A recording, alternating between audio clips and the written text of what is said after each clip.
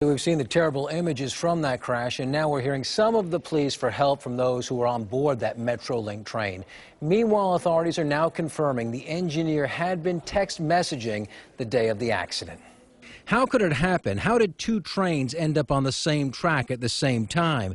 It's a question that has investigators taking a much closer look at the actions of the train's engineer, Robert Sanchez.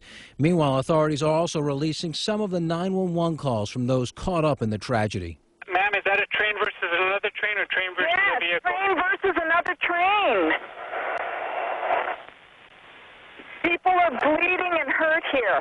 Moments after the crash, the calls flooded dispatchers, some from nearby residents, but most from those on board the Metrolink commuter. They're telling us move back because it might be a possible explosion from the freight train. Okay, you said the back car is pretty much mangled. Looks like it's completely destroyed. I bet you're going to have a lot of fatalities there. Among those killed, the engineer Robert Sanchez. Investigators are now confirming he had been using his phone to text message on that Friday, but they won't say exactly what time.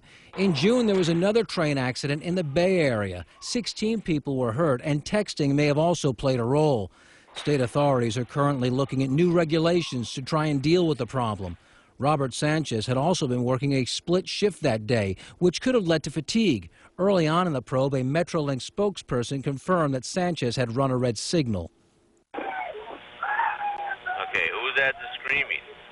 That's a person who was in a wheelchair who flew down the stairs from the top down to the bottom. 25 people died in the crash, dozens more were hurt, and now increasingly the focus of investigators is on the engineer and what he did or didn't do moments before the two trains collided.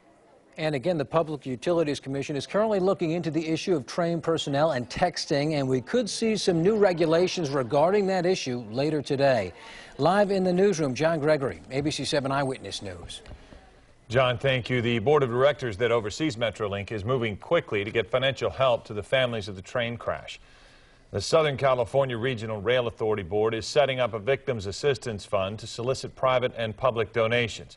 The board has also authorized its own fund of $200,000 for immediate funeral expenses for some of the 25 who died. There will also be refunds for those who bought tickets but now choose not to ride Metrolink.